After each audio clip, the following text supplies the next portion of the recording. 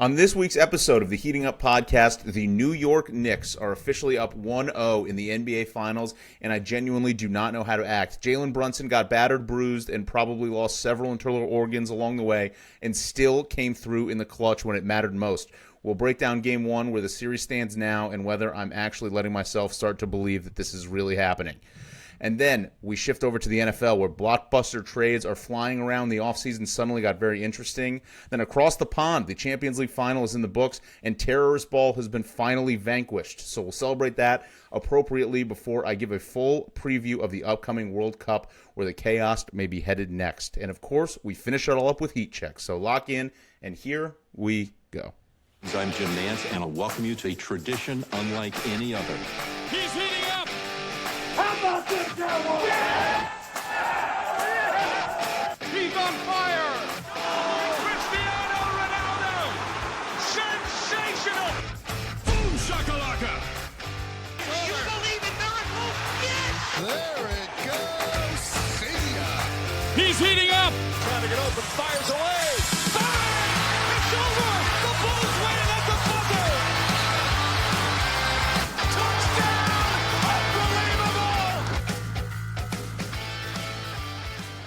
Welcome to this week's episode of the Heating Up podcast. As always, I'm Sasha, here with my wonderful co-hosts Sara and Mike.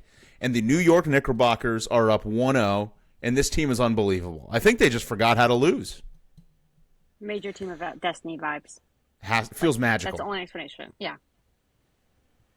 They're better. They just are. They are better. I mean, nobody has been there before. I mean, I guess Clarkson has a ring, technically, with the Cavs in 2016. Jose Alvarado technically has a ring from the Nuggets, I think, in 2022, 2023, whenever they won. But it's like they're acting like they've been there before. They just, that's what we need. We need that Jose Alvarado championship DNA. I still can't believe it. It just feels like they get to give up these big leads. They come out sluggish in these first games. They've played 4 games in the last 24 days, now 5 games in 25 games after yesterday. And then it's just like the fourth quarter, the second half starts, and it's like, all right, we'll turn it on. We'll lock down on defense. It just feels like this inevitability. I mean, I don't want to compare yet. Obviously, it's 1-0. I don't want to get too far ahead of myself, but it has that same Get too far ahead. It feels like that same feeling of like I mean, it's less fun. A Chiefs. It feels like a Tom Brady. It's like, oh, they're down in the fourth. It's like, oh, whatever. It's like it's gonna happen again. Oh, here they come. And it's like, how many times they just keep winning in the fourth? It's like, oh, whatever. They're down 17 in the third. It's like, okay, boom, boom, boom. Okay, won by 10. Oh, it's like we outscored them by 17 in the second half. They were down by as much as 14 in the third. Finished on an 11-0 run in the last minute 50. We went down by 1 on a Wemby free throw. And then it's like, okay, we're just going to score the next 11 points, and you're not going to score one more time. Yeah, that closing stretch was, that was like real championship winning team shit. I was telling my wife, who for some reason was awake at that time downstairs watching it with me, I was explaining Jalen Brunson to her, and I was like, this guy's going to make whatever he does here, he's going to make it. I'm like, he just does not miss at the end of these games. And he really is like, he's at that level now where it's like, if the ball gets in his hands, it's like when Steph Curry hit that point and it was like, oh my God, like if he gets it, it's a bucket. It's like you're always expecting them to, or at least I was with Curry and him, like, they're shorter, they're smaller, they're tired, they're getting banged up. Like, there's no way that this is going to continue and they're going to go back to reality. He's playing against a guy who is 9'7" tall. An alien, as we talked about last time. Crying constantly. Has anybody ever called him an alien? I think you legitimately, you called for a DNA test on the last episode. Right. That was, I just wanted first reported here, I think he's an alien. Yeah, and yet now I think it's like Curry. It almost took like a second title for me to be like, this guy's just gonna do it, and Brunson is gonna do it. That shot he hit, he traveled, but the shot he hit with in the paint, that floater was just, I had no doubt in my mind it was going in. It was a bucket. Yeah, well, if I mean, sure, it was a little bit of a travel, but if it was Shea, the defender would have been put in handcuffs and let out of the building, and Shea would have been given 6 free throws in addition to making the bucket. Right, that's true. Yes. So no foul. No, and he really wasn't flopping around. I mean, there's no room to flop. There's a 9-foot alien underneath the hoop, so they don't even fuck around with that. And I thought they did a really great job. And Josh Hart is top 3 of my favorite NBA players. You can't not like. That's what worries me. Is I love him so much, but I don't know if he's one of those guys. You love him when he's on your team, but everybody else watching is like, "Fuck this fucking guy." Mm-mm. That's the best guy. Doesn't like him though.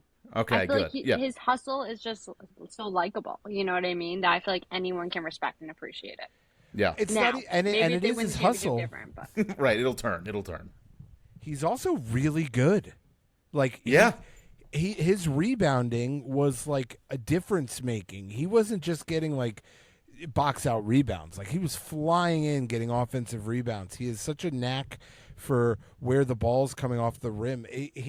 The only time, and I laughed about it, like when he had the steal, it was like under a minute left, and they had the steal, and he wanted to get it to Brunson, but it wasn't a good thing, and it looked like he forgot how to dribble because the moment was very big at that point. Yes. And I was yelling at the TV. I was like, "Take a deep breath, buddy. Take a deep breath," because he is really a gamer. But it was fun to see like that. Like the heaviness of the moment, like he didn't know how to dribble. He wanted to go to the hoop. He wanted to shoot a 3. He wanted to pass, and you could see him trying to do all of that. And I'm just thinking he was going to double dribble or something stupid. But he was great. OG had a stretch on that comeback where sometimes he looks like a top 5 player in the league. Sometimes, and then sometimes you forget he's out there for 10 minutes. Mm-hmm. Yeah, I think he opened the game with 5 points, and I think he finished the game with 5 points. Yeah, and he hit like those 3 threes during the comeback that were just, one of them was right in Wemby's face, and I thought that was really fun. They're Marcus Smart, Josh Hart, and Anthony Edwards are they're my top 3. I was taking notes. This is what I have to do now as I force myself to stay awake at all hours. I'm note taking now, guys. That's good. They're my top 3 favorite players in the league. Josh Hart. Now passing Marcus Smart for number 1. He's my favorite player in the league. You've got a type. What is that? Oh, gritty.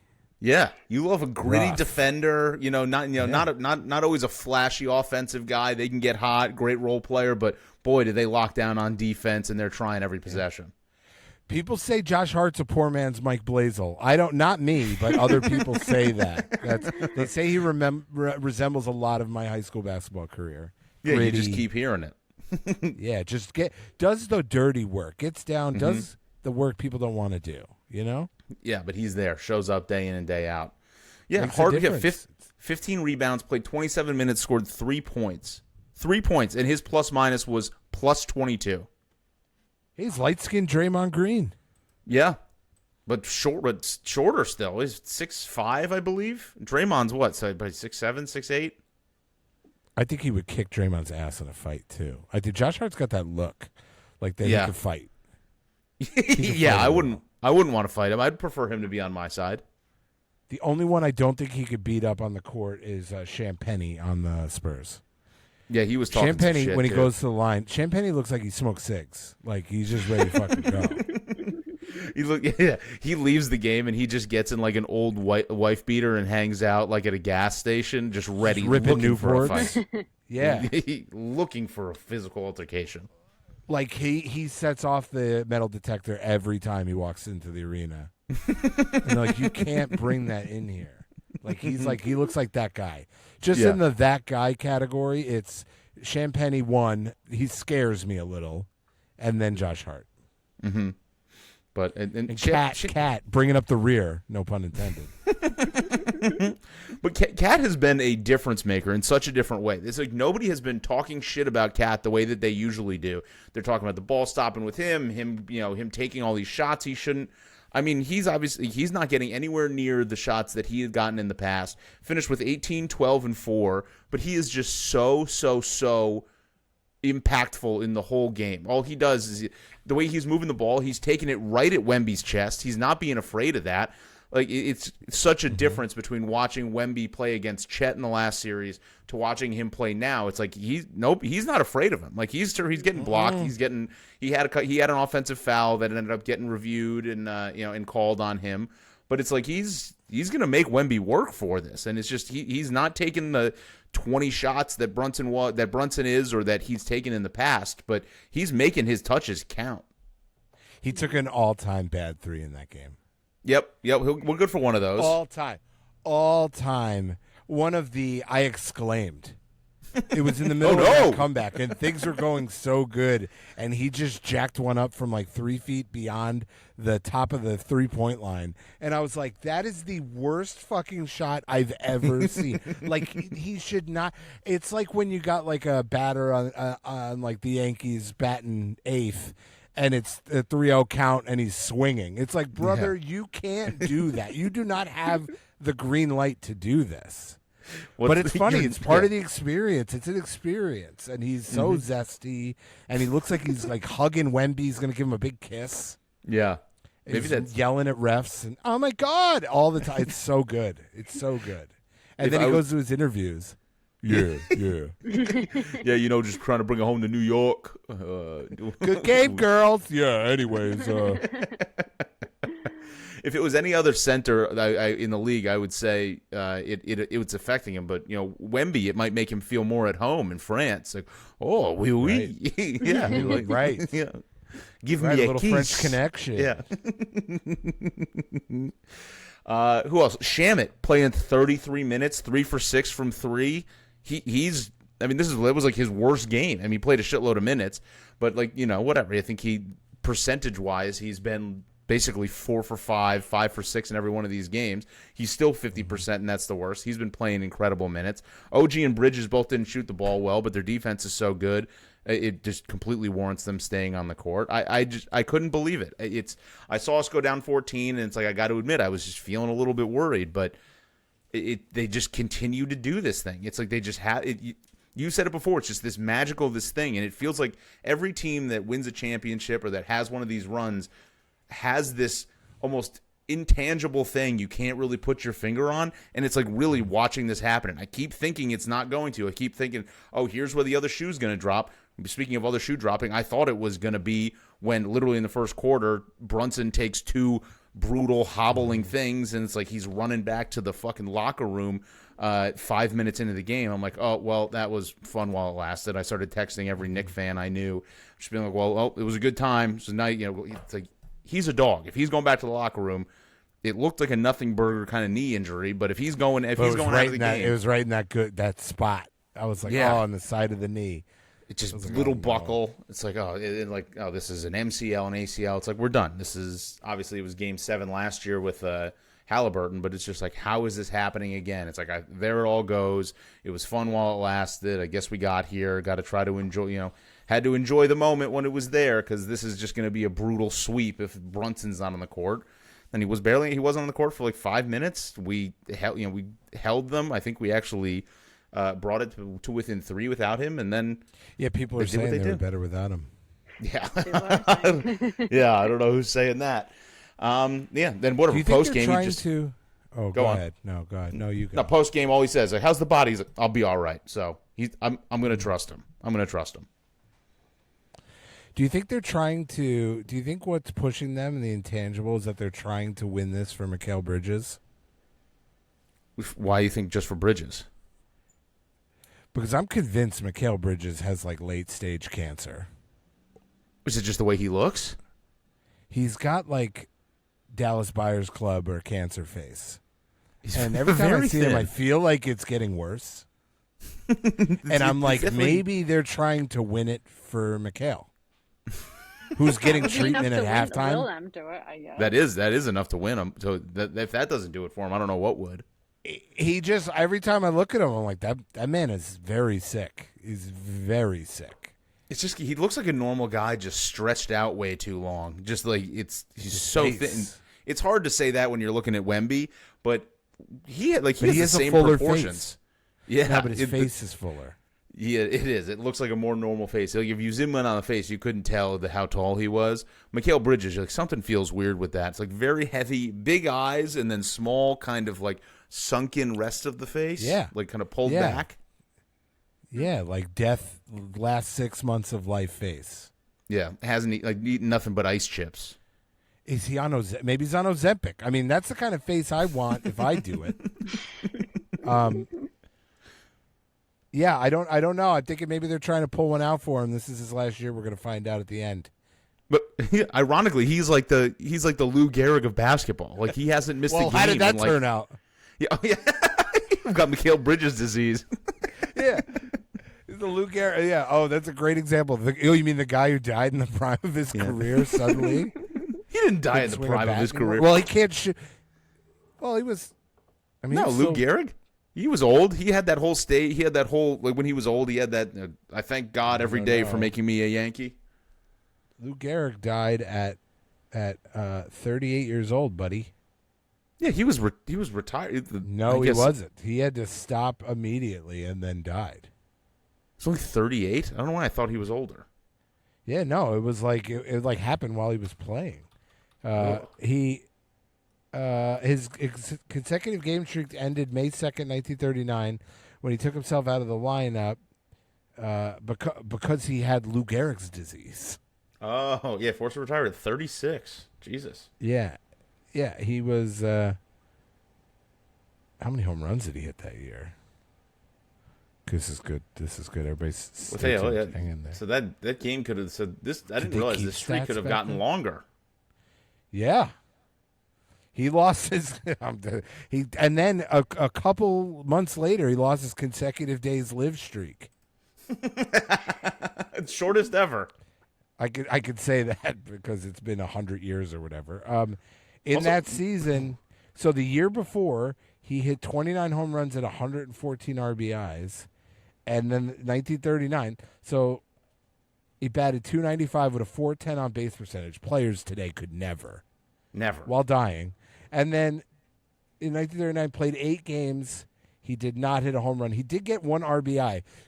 I couldn't get an RBI without Lou Gehrig's disease. The most prime of my career. Mm-mm. He also drew 5 walks. Also, looking at him now doing that speech, maybe it's just because it's black and white. He aged. Well, they were also, eating steak for breakfast and smoking cigs. Right, cigs in the locker room. And I guess ALS probably isn't great for the aging process. Sarah, can you confirm? Can confirm. Also, like crazy that he played baseball while he definitely had symptoms for quite some while building. And that's what I mean. Like that that's is He crazy. got 1 RBI. He went 4 for 28, which is probably bad. They're probably like, "Hey, man, do you have Lou Gehrig's disease or something?"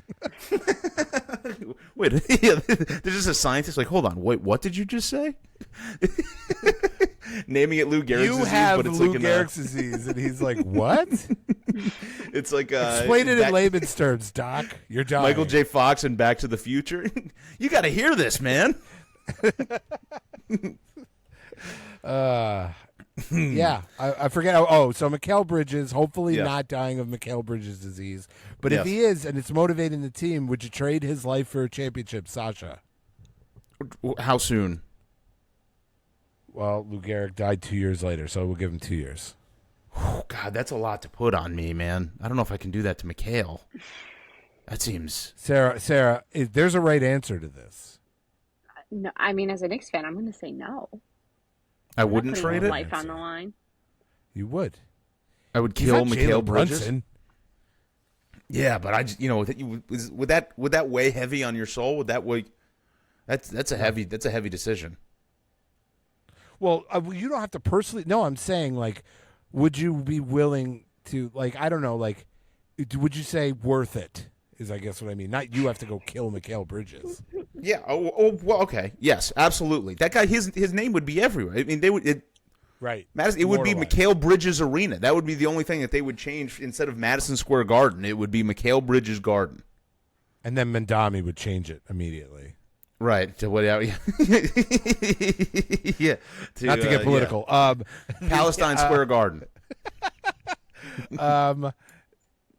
Yeah, I mean, like I'm Jalen Brunson. I would say no. Like for me with the Bills, not Josh Allen, obviously, but Deion Dawkins. Yeah, Spencer Brown? no. Who do you have the jersey of? What's his name? James Cook. Oh, No, Matt Matt Milano. I would say yes. Where's the line? You just give me the line. Don't make me. I'm not going to guess all 52 line players. ends But at, give me the line. Yeah, no. Let's go through everybody. Pull it Yeah. up. We got it at time. I would draw the line at.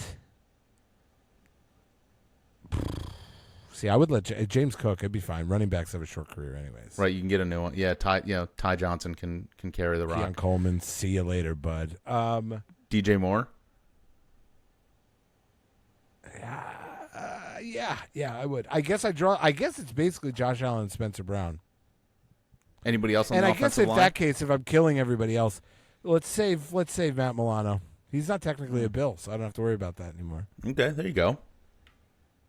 So yeah, you gotta let Mikal Bridges die. We go to Sarah, and she's like, "Kill Dak Prescott, just kill everyone." Jerry Jones. Save Jerry Brandon Jones. Aubrey. Yeah, Save Brandon Aubrey. Yep. build the whole team out of Brandon Aubrey's. You better hope Miles McBride dies. He just had a 'Cause bad he game. He'll come back. stinks. No, he just had some bad games on the road. He's a big get hot in the garden kind of guy. When the garden starts chanting "deuce" every time he takes a shot, he'll get hot. He's gonna have a game where he goes like 4 for 6 from 3, without a doubt. He reminds me of so many players that like have played like at like parks and like non-organized basketball that just shot and shot and shot and missed, and it's like, dude, pass. Yeah. Stop shooting. It's not happening for you. I texted you in the middle of the game. I Yeah. was like, they have Get got him to out of get there. this dude. Get him out for the rest of the game. It's over. You got to take him in the back. And then they did. That's why I want to give it. I Yes. got to give a shout out, Mike Brown. He has been so much better than expected. We talked on this show right when he got hired. I'm like, I just don't think he's the guy. I mean, I couldn't have been more wrong. He's making legitimate adjustments in game, legitimate adjustments at halftime. He's changing defense that isn't working. He comes out with a strategy, it's not working, leaving players open. They get, and he's just like, all right, we have to change completely how we're running this pick and roll. We're going to change how we're guarding. It turns out can't leave Champagne open anymore. He just made 4 straight threes. Now we got to guard But him. you can't Now get we're going too to put close somebody to else him on either. it. Yeah, he was going to kill, I don't know if you saw it, he was going to kill Alvarado. I guess they played against each other in like neighboring high schools in New York. They were just making threes in each other's faces and jawing back and forth the whole time. Like, somebody's going to get stabbed. Yeah, that's what I mean. Yeah. Can't guard it too tight. So Mike Brown has been unbelievable. It's like he's understanding the moment. He's not being a slave to like pre-made game plan or guardrails. Everything in the fourth quarter has been slightly different with all 5 guys on the floor, depending on who's hot, leaving Shamet in, taking Shamet out, having there was a game in the last series, like Josh Hart was off. He just sat him for most of the fourth quarter. And it's like a lot of guys are just like, well, he's our guy. We got to leave him in. This is the 5 that finishes the game out. And he's just like, he's feeling the moment, he's making the adjustments, and he's doing the right thing.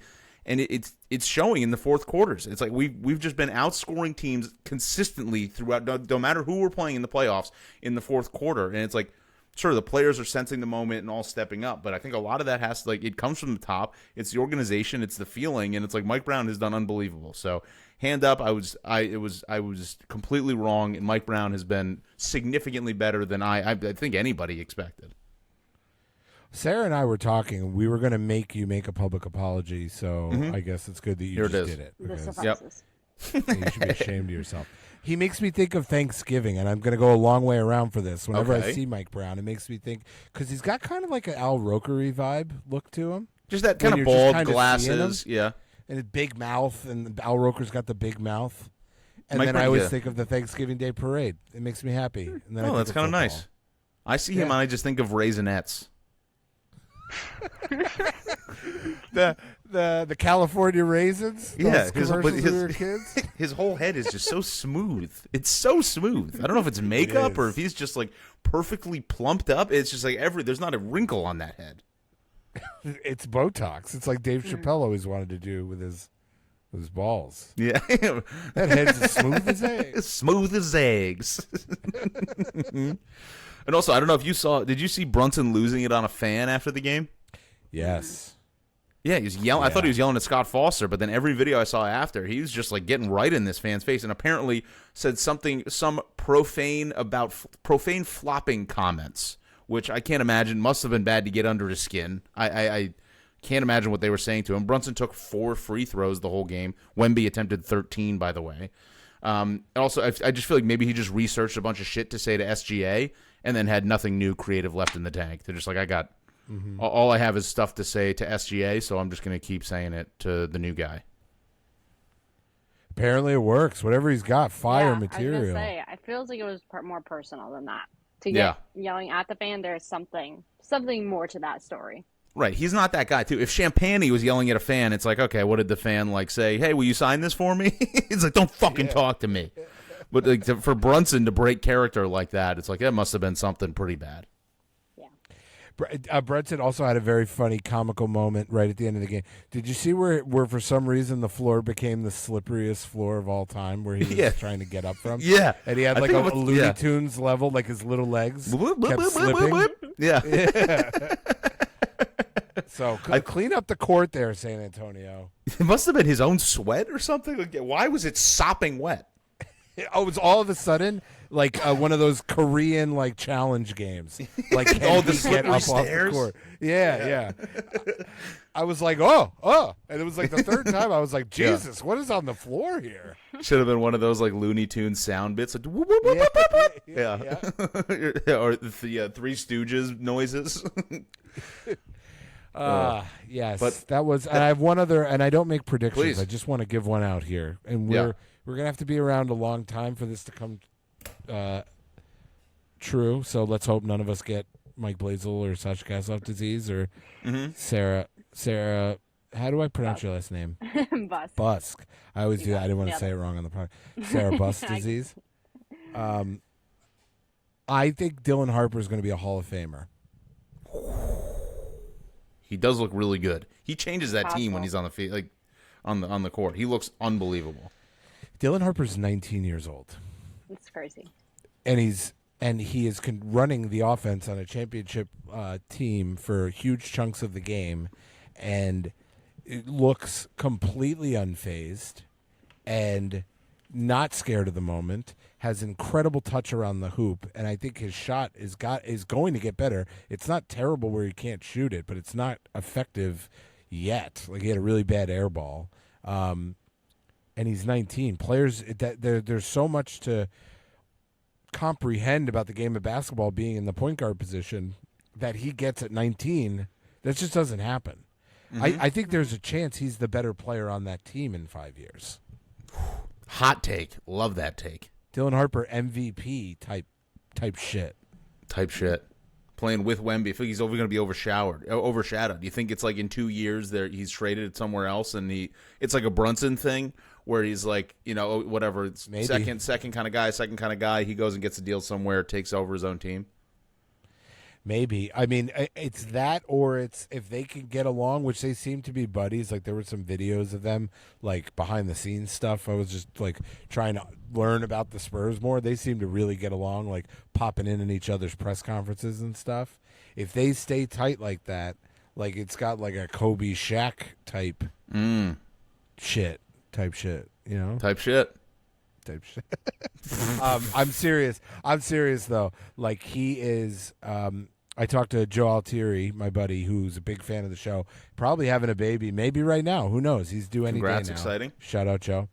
And he was like, "What do you think of the game?" And I was like, the big note. I was like, "You probably just watch Dylan Harper."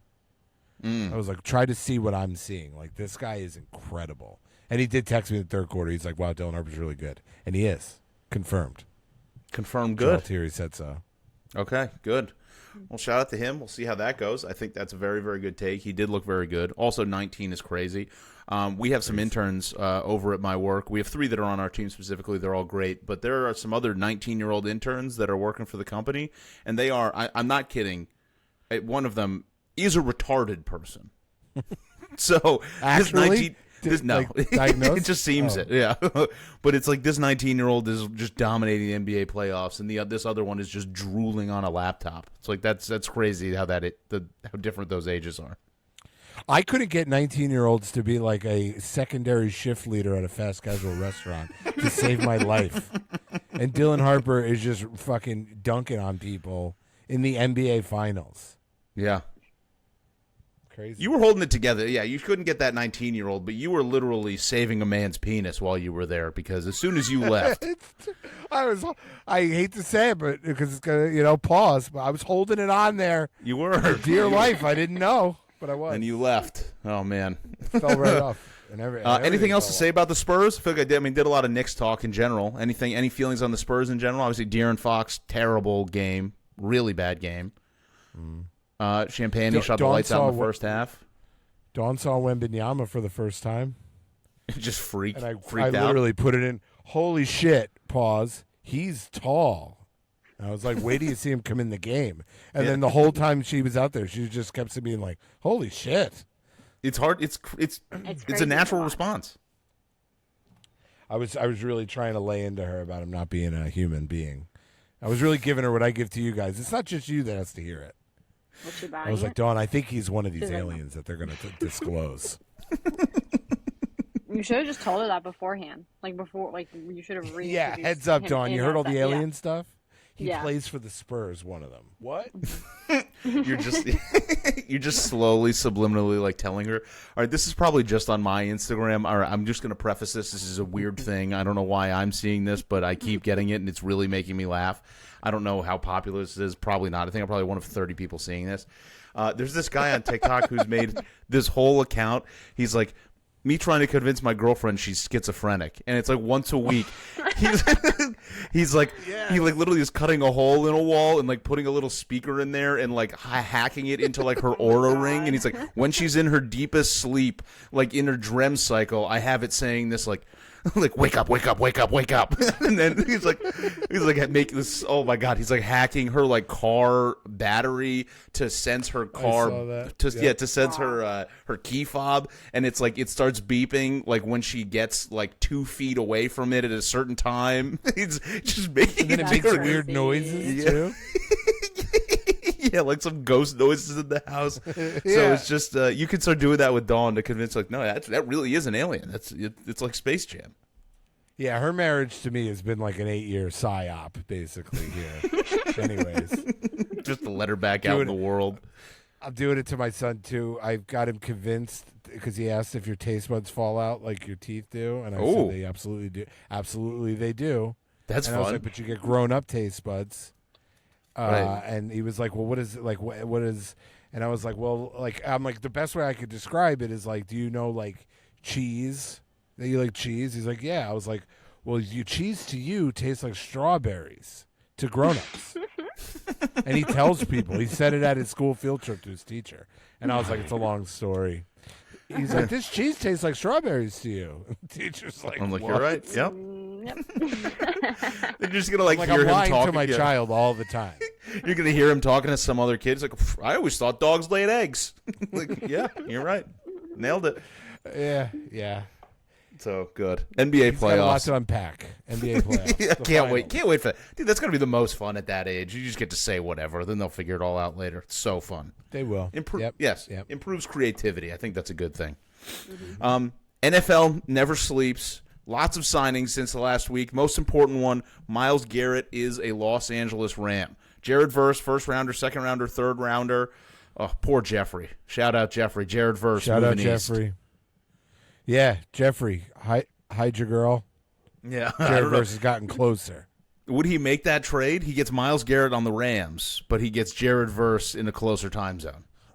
I have live update from Jeffrey, actually. His response was, bro. Okay, I think that's good.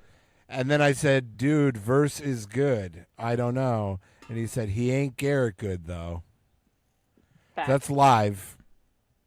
Jeffrey's hot takes. Okay, I think that. Miles Garrett better. He's not Myles Garrett better than Jared Verse. I would agree with that.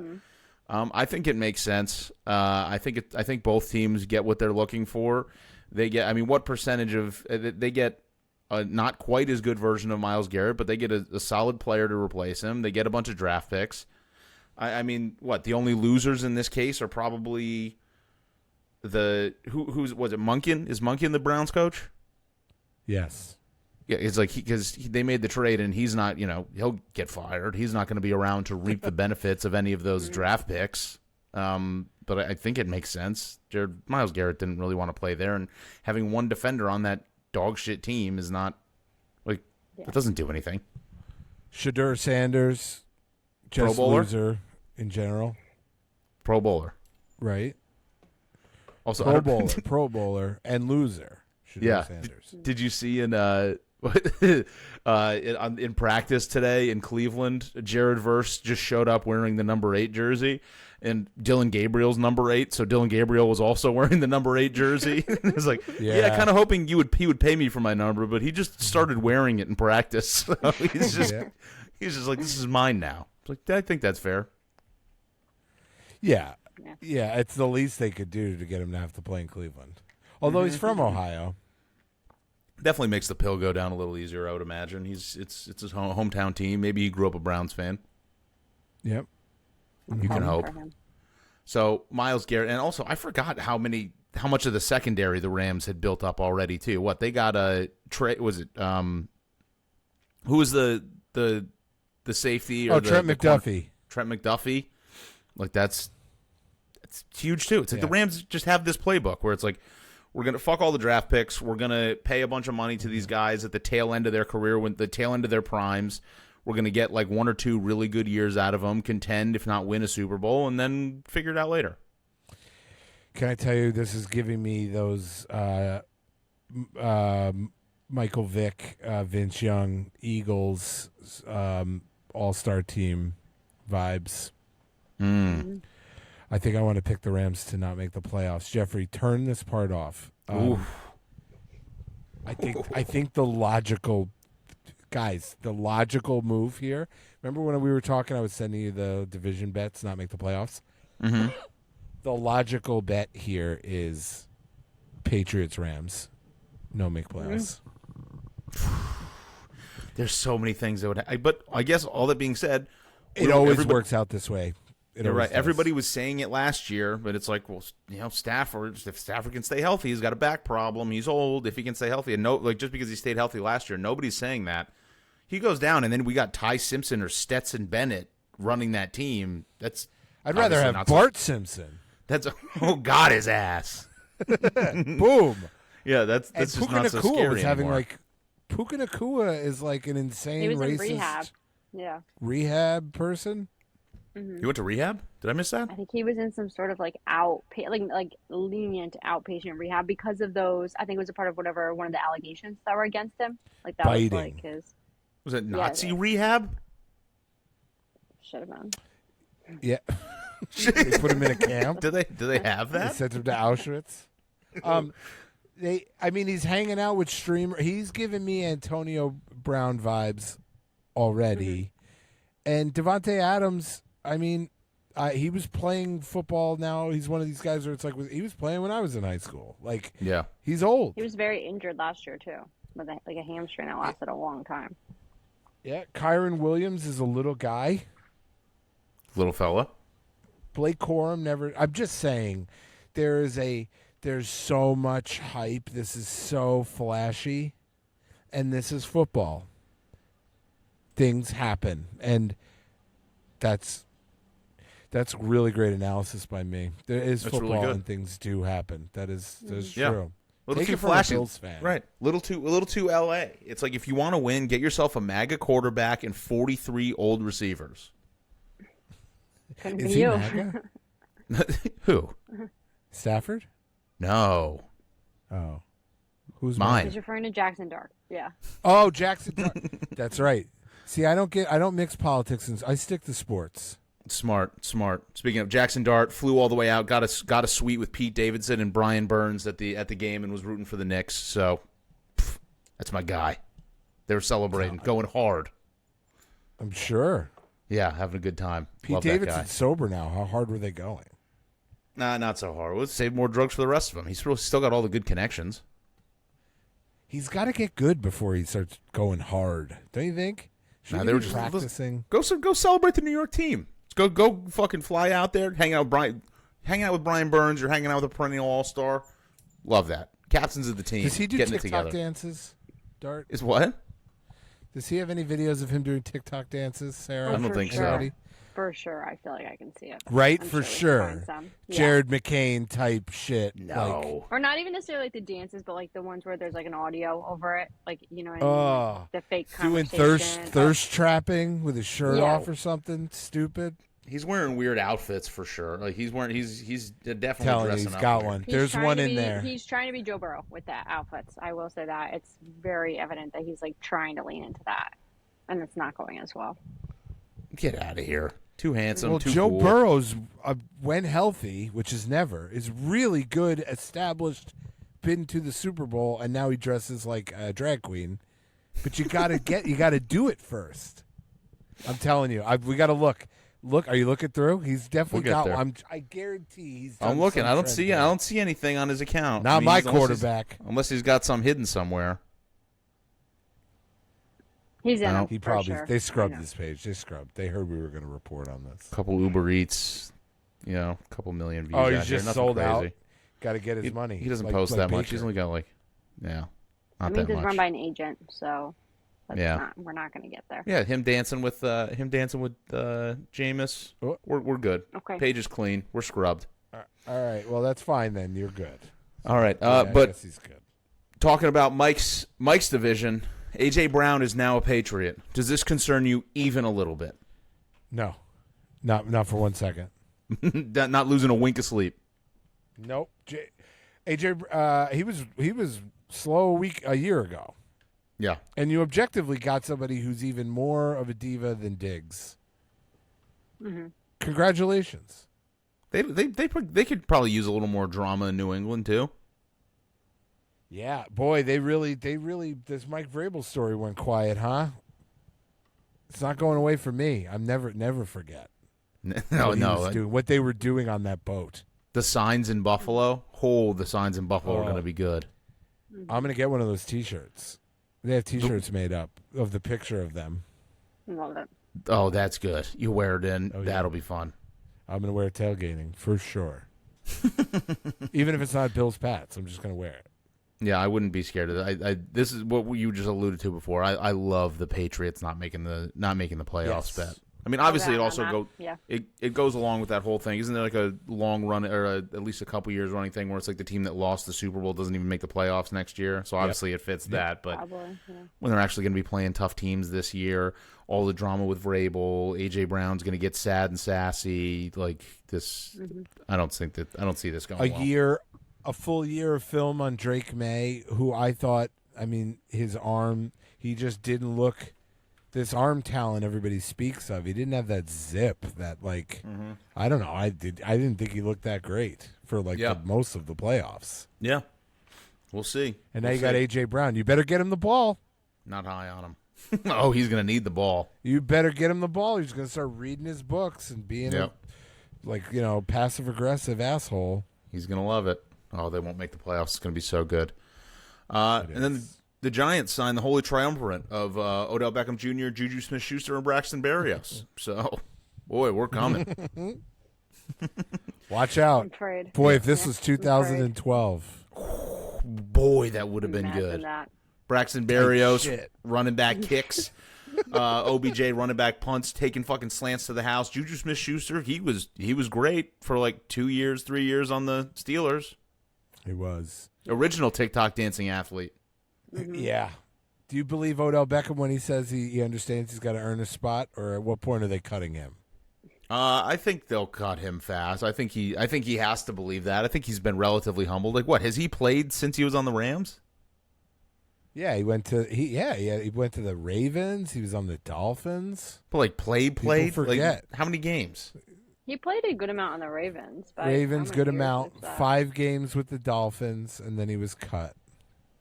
And then he was like, I could do other things and make all this money. He gave that weird interview where he's like, I can make other money. I don't need football. And then 3 years later did an interview about I got no money. Fuck, I desperately need football. Yeah. So we'll see. We'll get a nice "I'm coming home" video. He'll be pumped. Maybe we'll see something. I mean, I don't expect anything. I don't think he makes I don't think you have him on the roster to start. Where's the over/under? 2 game and a half? You think half a game is the line? I think they cut him after training camp. Doesn't even make the team. I can see that. We'll see. I think the part that this worries me, that especially after this celebrity softball game, and people are seeing that like Neighbors is like running with a weird gait. He's not really like moving as well. There's just all this weird info coming out about his knee injury still. So those signings just made me worried that maybe Neighbors is not going to be healthy for week 1. That's the first thing I thought when I saw them and that video circulating out there. Did you think he was going to be ready for week 1? Yeah, I mean, he got injured early in the season. It was going to be like 10 months before week 1 from the time of the injury. 11 months? I think he got injured in October. September, maybe. I guess. I mean, that was a bad injury. Wasn't that way more than just the ACL? I don't think so. Maybe ACL and MCL, but still, it's like that's a year of recovery. Like, but then it was the whole thing. Like, he like didn't get the surgery for a month, remember? And it was like, oh, sometimes they let the swelling go down a little bit, but then it was like 4 or 5 weeks later, it's like, oh, he just got surgery. It's like, what the fuck? It's like every other time, it's like they get injured, and then 36 hours later, there's like a picture of them in the hotel bed giving thumbs up. It's like, went well. It's like, what the fuck? That just happened. It took Neighbors 6 weeks to do it. Why? Yeah, and I don't want to bust. Well, and Sarah, you're in the medical field, but I wouldn't get your hopes up even in his first full season back. I think it's going to be a ramp up and probably a letdown first year back. It's usually the year after the year. Yeah. With the position he plays, yes. With all the lateral movements and everything, for sure. Right. Well, we're signing enough guys to try to fill it out anyway. So I love it. I love that for you. I want just guys off the Chiefs because the Chiefs do make Juju Smith-Schuster still look good, and it's like I just want them off. Yep. So we'll see. All right. Well, I got Darius Slayton, Darnell Mooney, Calvin Austin, Malachi Fields drafted. He looks good. Isaiah Hodgins, Jalen Hyatt, Odell Beckham Jr., Juju Smith-Schuster, Braxton Berrios, and then 2 guys I've never heard of: Bo Collins. Oh no, I know Bo Collins, but no Dalen Cambray. That's a lot of receivers. I like Darnell Mooney. Yeah, we can see he could be third. Yeah, whatever. So it's like if Neighbors doesn't come back 100%, I don't expect it to, but hopefully we have bodies. We have bodies to throw to. We'll trust it. Who knows? Moving on, UCL. I know nobody else watched the Champions League. Thank God. Arsenal vanquished. I gotta stop you. Yeah. I gotta stop you. We have to have a moment for Russ. Oh shit! NFL. How could I forget?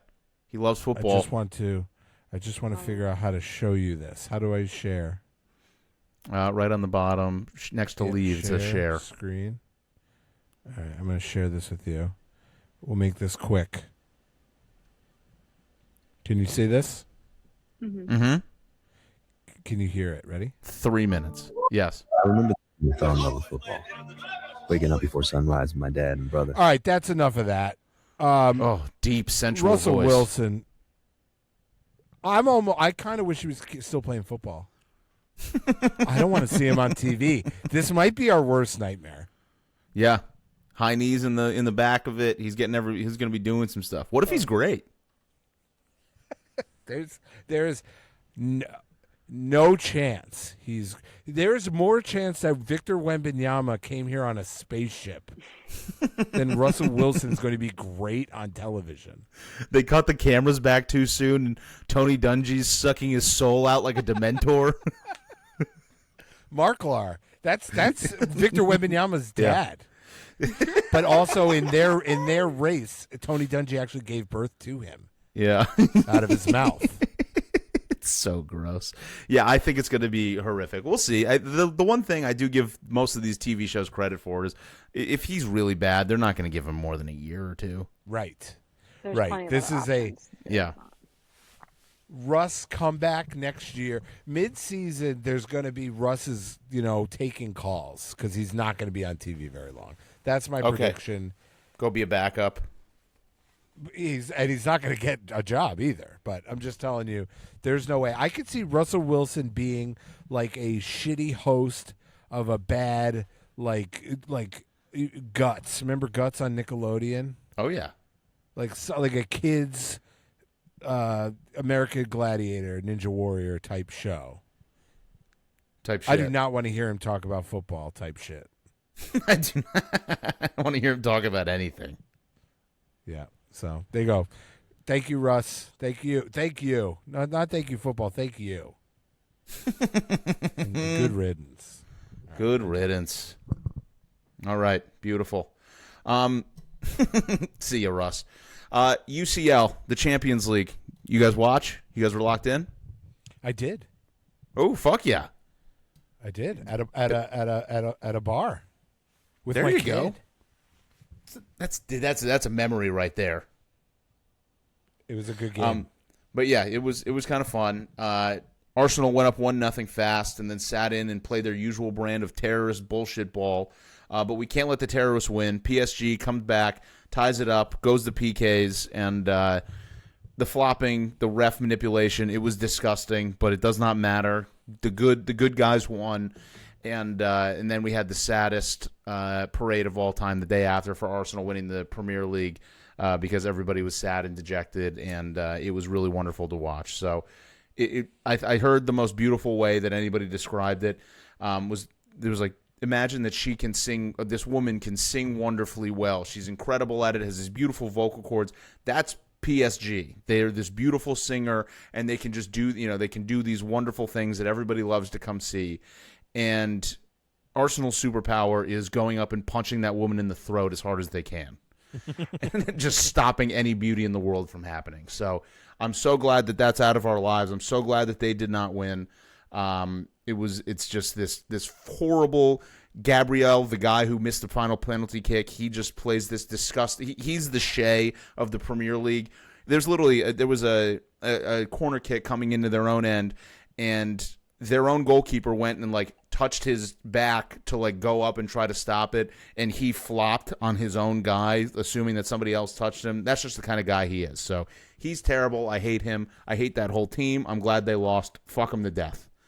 Did anybody win any money? Did you bet on it, or you're just watching in a bar? Just watched. Okay. Honestly, to be honest, I missed the penalty kicks. We had to go, but That's okay. You had a kid in the sounds bar. great. Yeah. I kind of just was going to text you and be like, every bet you give with soccer when you say they're guarantees don't happen, because it was 1-0 for a while.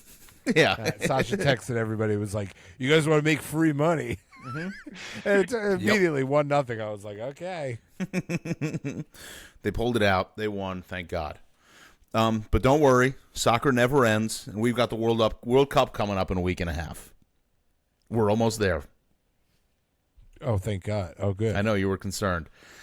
So because the way I've seen you guys roll your eyes when I bring up soccer, I figured the best way to get you guys into soccer, I spent some time and I made some NFL comps for the teams in the World Cup. I took the top 8 teams, the top 8 betting odds, which are all good odds, by the way. Even the favorites right now, I think, are plus 400, plus 450 to win the whole thing. So you can pick 4 or 5 teams. You can put a unit on all of them to start, and then you can have some juice for the whole tournament. So I'm going to make this a little more palatable for you guys, and we're going to start from the top, and we're going to work down for the top 8 favorite teams and the whole thing, and I'll tell you who their NFL comp is. So are you guys ready? Mm-hmm. I'm ready. Team number 1, the team currently favored. There's 2 teams that are pretty much neck and neck, 1A, 1B. Spain. Spain currently is the Seattle Seahawks. Cool, young, fast, kind of universally admired, aesthetically pleasing, very fun to watch, and then suddenly kind of terrifying. It's like they'll basically, the way that they turn the game around, constantly on the front foot, very, very exciting. They have a current young core: Lamine Yamal, Nico Williams, Pedri, Gavi, Kubiarsi. Feels a lot like JSN, Devin Witherspoon, Kenneth Walker of last year. Just a bunch of these guys. Young defensive speed, innovative offense, new era energy. So they got a bunch of swagger, but not like in an arrogant kind of way. Elite young talent everywhere, and that the future is here kind of thing. Cool uniforms, cool highlights. Red and yellow. Neutral fans kind of secretly root for them. It's like, oh, that's just kind of fun. And also Twitter tacticians, all over Twitter, they just won't shut up about how great, you don't even really understand how great they are. Lamine Yamal kind of just is JSN. If JSN was like a global superstar, Lamine Yamal is going to be, I think, the name that comes out of this. I mean, obviously, he's already enormous outside of the U.S., but he's the 19-year-old who's been lighting the world on fire for like 3 years already. So I think overall, Spain, Seahawks, favorite. They just came off winning a Super Bowl. So I think that's kind of where that is. Okay. Okay. The next favorite, France. They are, without a doubt, the Philadelphia Eagles. I'm out on them. All right. Yep. I'm out as well. Stacked roster. They're elite in the trenches, physically just dominant, overwhelming. They've already won recently. Like two World Cups ago they won, and everyone's kind of sick of how good they are. Mbappe, kind of like Jalen Hurts. They've already won. That's his name. What, Mbappe? Yep. They're very composed, superstar aura. They're kind of underrated because they make the greatness look just kind of like regular, but it's really all about the supporting cast. It's like the whole rest of the team. French depth is all Camavinga, Chouameni, Saliba, Dembele, Kolomuani. They're all super, super good, just the same way that the Eagles have so much crazy depth. All about roster building, offensive line, defensive line on the Eagles. So it's like they have the name, they got the star, everybody buys the jersey, but it's like, real ball knowers know that it's like kind of everybody, and the depth is insane. Every time they lose somebody important, it's like, oh, there's just a bunch of other guys. Like, oh, right, Saquon can just step up and have a great game. Culture match coach. Also. What? Idiot coach. They do not really have an idiot coach, but the coaches in the World Cup, I don't know how much they really matter. They just kind of pick the team, and all these players are playing elsewhere. Culture match, they are hated by the rivals, kind of insufferable, physically dominant, and they just have a super deep roster. So I think that's lock of account. Fuck France, fuck the Eagles. They're the same team. Fuck them. Third best odds, we have England, jolly old London town. They are without a doubt the Dallas Cowboys. Okay. Ooh, they're my pick. They're the Cowboys. Same. Massive fan base, insane, endless hype. Every year is their year. It's coming home. It's coming home. And then it's never coming home. They haven't won in forever. The entire sports media ecosystem revolves around them. They're always being favored, and then it's always just constant heartbreak, which is just classic Cowboys energy. England, it's like the Cowboys. They'll win one meaningful game, and then everyone starts talking about destiny, and then they lose in penalties to Denmark. Fans are always confident and emotionally broken. Every tournament, it's like, oh, this is the manager. The manager's our guy, and it never is. Dak Prescott, the Dak Prescott of the soccer world is Harry Kane. He used to be my guy. I love him to death. Harry. Statistically great, always scrutinized, impossible to discuss rationally online, kind of dopey on the mic, like whenever he's interviewed. Amazing in the regular. What? I would argue that's not Dak Prescott vibes, but you think he's great on the mic? I do. Dak is very well spoken. Yeah. Here we go. Okay, that doesn't count. Yeah. Okay, continue on. That's the only thing I know him for. I was buying into it before this. Now you kicked me off, so I don't know. No, it was always Harry Kane before the last 2 years when he went to Bayern Munich. It was always a thing that he was just cursed and allergic to trophies, would get close and never could do it.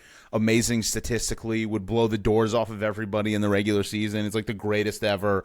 And then just when it came down to it, just never won anything. So it sounds like Josh Allen, actually. Oh my okay. God! Oh, was that cat over there?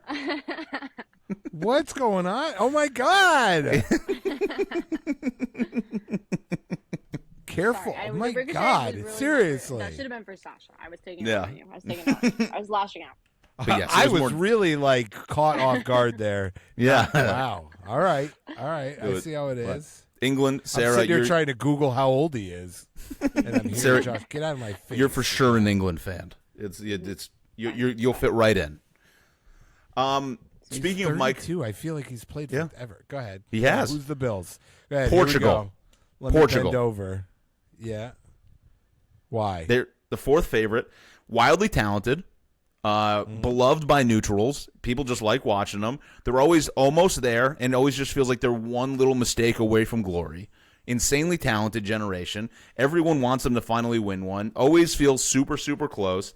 And then it's just like heartbreaking collapse after another.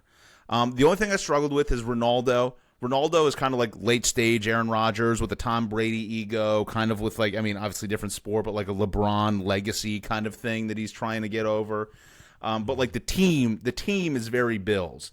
Explosive, emotional, offensive firepower, tons of offense, and then it's just like heartbreaking endings that just like rip everybody's soul out and everybody kind of roots for him.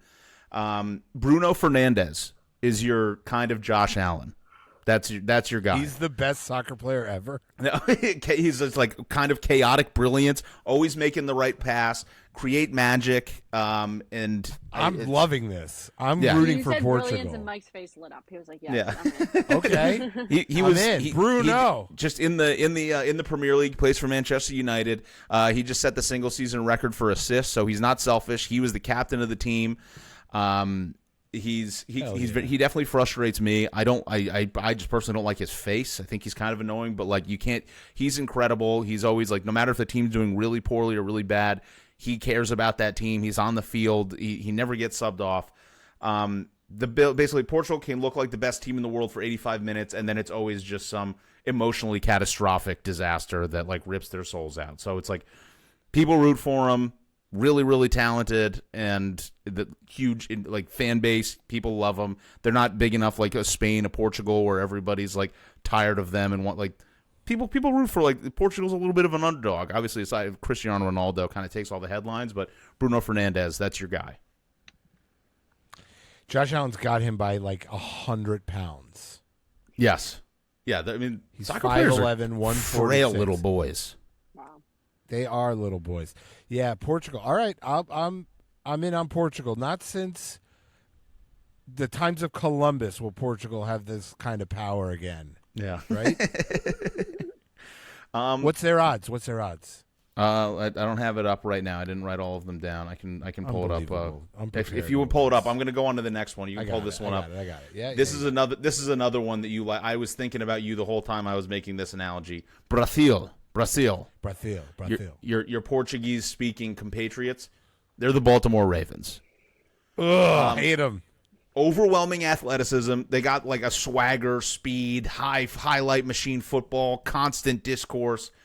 And Vinicius Jr. is Lamar Jackson. This is the most perfect parallel I thought of the whole time. They're electric. At times, they feel like they're impossible to defend. They're constantly debated online. They have weird, irrational haters, and they absolutely make old school racist fans furious. Oh my God! Like Do they think their best player should maybe play like a different position, like use his hands? Yeah, they say you should go play football. And people always say, like, are they actually the best? Everybody's like, oh, Vinny's the best. He plays for Real Madrid. He's amazing. Is he actually the best? And then, like, there are moments when he looks incredible, but then he's just the most annoying guy. He's the one talking shit to fans. They think fans are racist here. Fans in Europe and in Spain especially are, like, really fucking bad. Like, fans are sneaking bananas in and throwing them at him when he takes corner kicks. No. It's very, very bad. Oh my God. Yeah, like they constantly have to like put out these things, or it's like we are with Vinny, and then it's and he's definitely People a guy don't know who how like, good they got it here with the. and he's the police kind of guy that like fans. hops into the fans and starts beating the shit out of them. It's like, oh my God. Ooh. So Brazil, amazing, terrifying open field athletes. But still old people complain about them. Flashy, emotional, insanely athletic. Everyone has an opinion. Every game creates discourse. They do have a history of winning, like the Ravens do. But I don't think they're going to win this time. I think it's a little too flashy, a little too highlight, and I think there's some better. There's a lot of better teams, but lots of discourse, and old racist people hate them. Argentina. Or do you have the odds? Do you have the odds on Portugal? 10-1. 10-1. That's a good number. My magic number. It's a good number. Magic number for me. Argentina. They are the Kansas City Chiefs. Defending championship aura, global superstar. We've already proven it. Kind of energy. That's just the Chiefs. Messi and Mahomes, same kind of guy. Not because they play similarly or culturally, but they're universally respected. They're already cemented as great. Every game feels historic. Everybody's going to bring their best when they're playing him. They all respect him. People are exhausted about debating his greatness. And Argentina, they're not young and flashy anymore. They're more clinical, confident, experienced. Just kind of feels like they're going to be there like somewhere near the end. And everybody claims they're tired of it, but then they watch Messi do something amazing, and it's like, oh, we're watching history. So legacy franchise, dynasty conversation, and fans are very confident and very defensive. Who's their Taylor Swift? Is it like Shakira? Ooh. Is Shakira I'm the sure Latin somebody, American Taylor Swift? one of them is dating somebody like outrageously famous. I'm sure they all do. It's like they have all of the rest of the world. We just don't know who they are. Somebody with like 10 million Instagram followers. Mm-hmm. They're Or one of 9-1 odds. They have better odds than Portugal. Yes. All right. Which is bullshit. But what do you typical? You're gonna have to start practicing. I say Bruno Fernandes because that's the way that, but the way that they pronounce it in Portuguese is very funny. It's Bruno Fernandes. It's like Fernandes. Ooh, Fernandes. Let's I like see. it. Yeah. I don't like that as Fernandez. It's DES. I don't like that. That's what. Also, bad face on the guy, but I hope I know. he's good. I And warned those you about cameras are that. Really, it was jarring. I warned Robert you. I tried. McIntyre-esque. Let me see. This is him. This is him Shamit. saying. Let's see if I can find. Can you tell me your full name and where you are from, please? Bruno Miguel Borges Fernandes, Portugal. Bruno Miguel Fernandes. He's got Miguel in there. He's my guy. Yeah. Bruno There you Miguel go. He's your guy. Fernandes. Because it's difficult. It's the same for me to say like. He looks like an F1 racer. He does. They're but it's like 5'2" and fucking 140 pounds. That's because they don't put any of that shit in their food. That's why they're all so skinny and light. We're just fat and huge. Yeah. America. And then we got our last two here. Only did two more. Germany. Who are the Giants? You better. I didn't get a a good Giants one. I didn't get a good. I could have gone deeper, but Germany is the Pittsburgh Steelers. Historic, disciplined. Everyone says they're washed, but then they're always they make it to the quarterfinals somehow. Everybody's like they're not going to do it, but it's just they've underperformed recently. But it's just like this infrastructure they have of development. It's like you look up in the 70th minute, and it's like, how are they winning 2-0? How did this happen? They're never flashy. It's just like annoying competence, no nonsense, physical, organized. It's like just feels like one of those old school Steelers football. That's what Germany does. And then this one I think was my favorite that I think is the most accurate, or one of the most accurate. England, Dallas is the most. Netherlands, they're the Cincinnati Bengals. Okay. I was initially going they're like the Dolphins of maybe 2 or 3 years ago, whenever they like had their little run. It's just like that they have that cool factor. But it's the Bengals now. They embody it better now, like stylish, modern, kind of universally liked because it's like they've never won anything. So everybody's like, oh, like they're good and fun, explosive offensively, like really really exciting, fast, creative. They have they're always the trendy dark horse pick, but like they're not like trusted yet. Nobody's like. It's like, oh, fun. When you hear like who's going to win, you're like, I actually really like the Netherlands, and it's like, ooh, like fun. That could be it. So it's like their favorite, non-favorite. Beautiful football, aesthetically elite. Like they're incredible athletes, but it's always just kind of snake bitten. It's like something always happens at the end.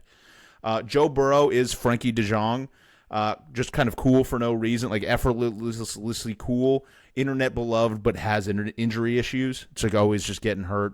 And gonna rip their hearts out. Also, Joe Burrow, you've made comments as a man crush. My man crush in the soccer world is Mickey Van de Ven, who is also on this team, who I love very much.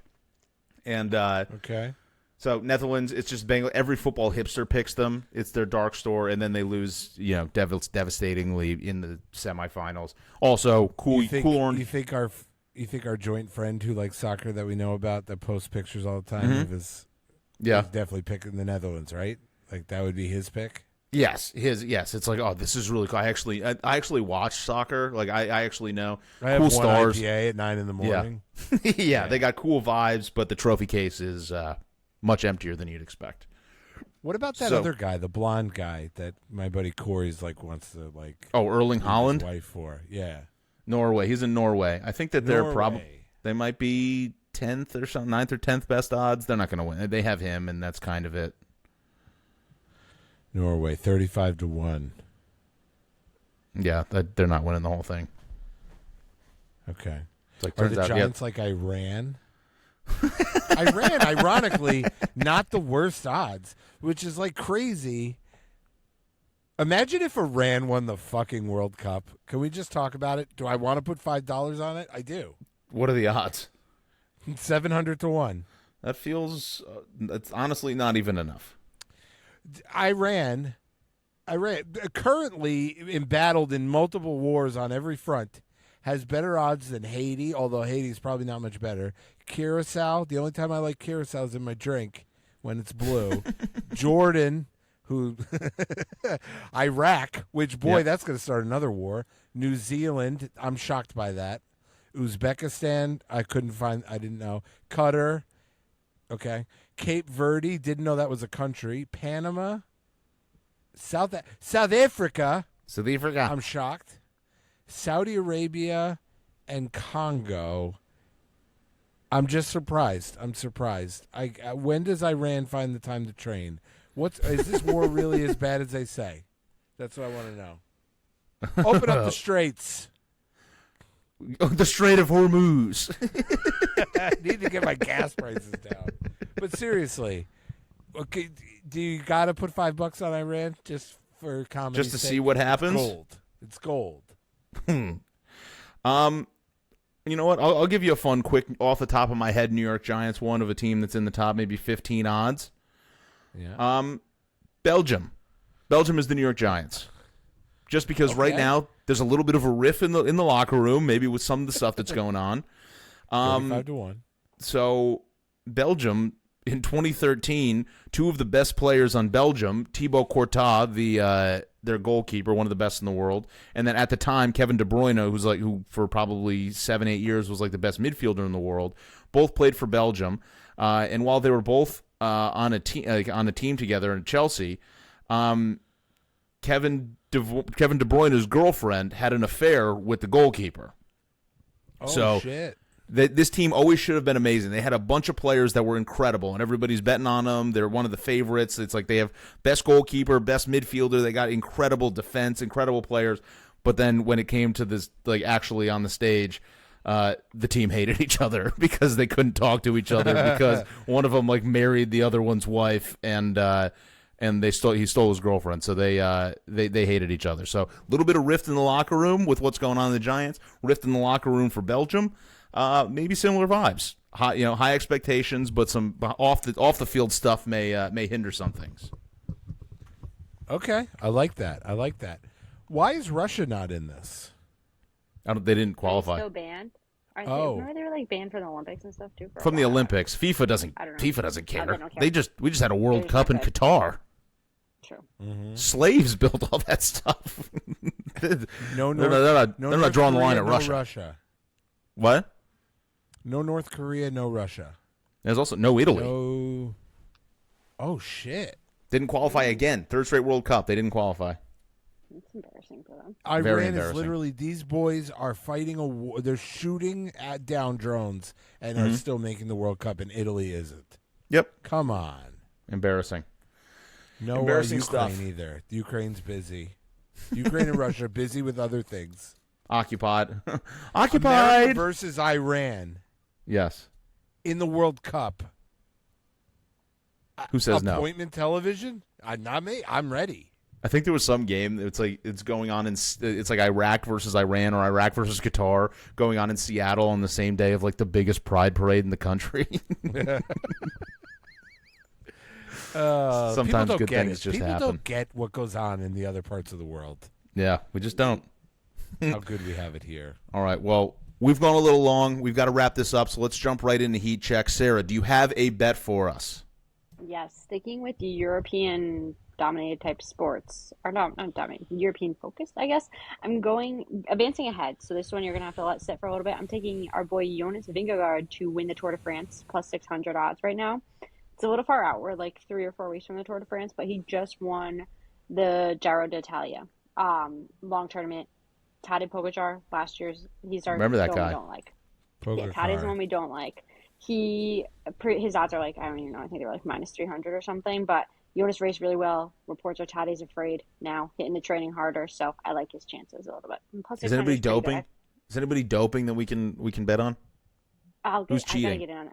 Oh, so there's like an 18-year-old who's really good, who has the third best odds. He's never raced in a long tour before, so people don't really know how he's gonna do. But if you're like a sleeper pick, some people do think he actually is the most fit of all of them. He's just never Mike's done not like a allowed to 3-week bet tour. within 100 yards of that guy.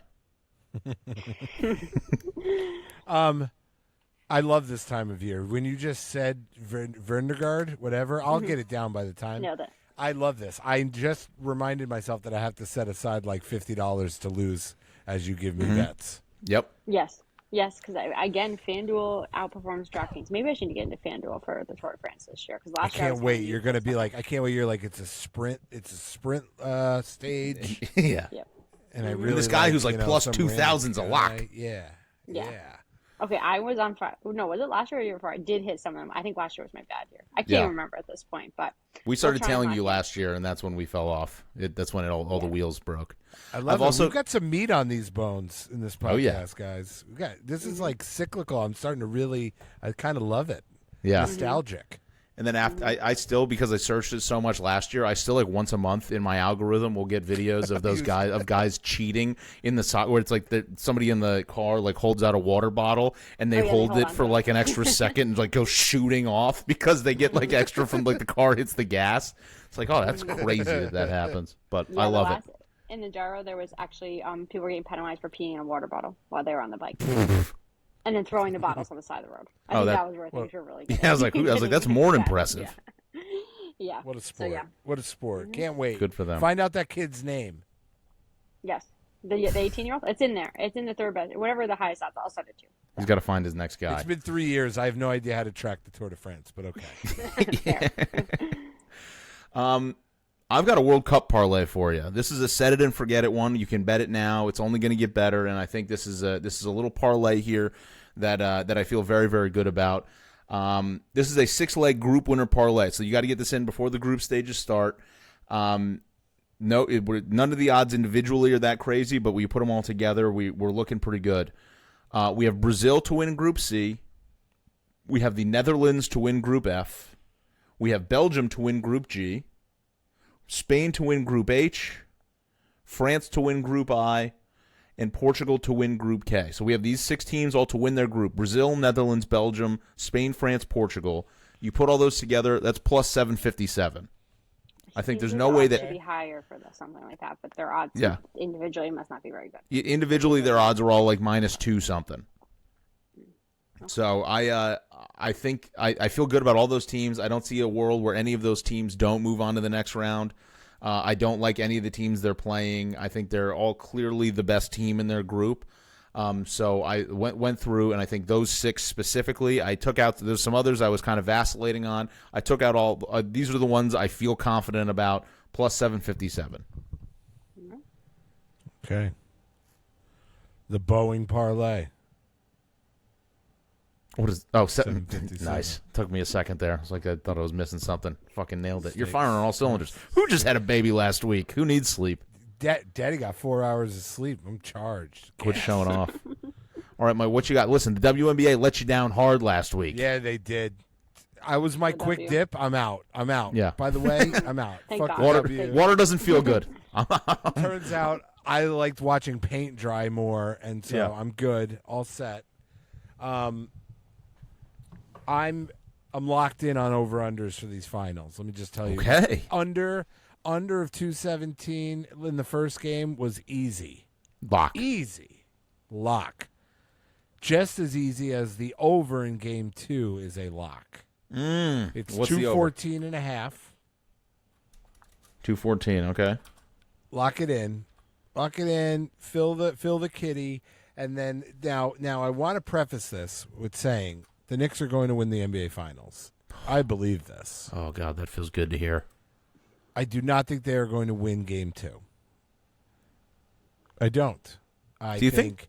Whatever happened with Brunson, probably a little dinged up here, Game 2. I think you got to get it back to New York where they win both games and then lose Game 5. Win Game 6 in the Garden. Is Game 6 in the Garden? Yes. Then? Yeah. That's my prediction is Knicks lose game 2. They win 3 and 4, lose 5, win 6 in New York. Timothy Chalamet and the Jenner make love on center court. Cat makes love to. He comes out. What a show. Anyways, makes love to Timothy Chalamet. Him and Tracy Morgan. Right? Yeah. Yo, Cat. He fucks Ben Stiller's little boy pussy. It's just a big orgy. All the male celebrities and Cat. Yeah. So I also like Spurs -5.5 and the over. 5.5 is so much. That's a lot. Okay, Knicks won by 10. I feel like every one of these games ends by like 10. Yeah. I think this is one where the Knicks, not that they get blown out, but I think they're going to call off the dogs and get ready for 3 and 4 in New York. York. We'll see. But what if the but Knicks I'm forgot about? heavy What on if the the Knicks never over. lose again? What if the Knicks never lose again? Do you think They about might that? have forgotten how to lose. I did. I think I sent that to you. I was like, I think maybe what happened was they forgot how to lose. They could. Maybe. So But I they're like gonna that. lose game 2. That's what I think. We'll see. I have that future on them to win the title. It's looking pretty nice right now. We're now the favorites, which also scares me. So we'll see. Hopefully, no injury. Hey, listen, Jalen Brunson, I'll be all right. My captain. Oh, captain, my captain. So, Sara, Jonas Vingegaard to win the Tour de France at +600. We got some fat little bets for you here. I am taking the group winner parlay of the World Cup: Brazil, Netherlands, Belgium, Spain, France, Portugal, all to win their groups +757. And Mike is taking the over in Game 2 of the finals, over 214. So lock it in and let's fill that kitty.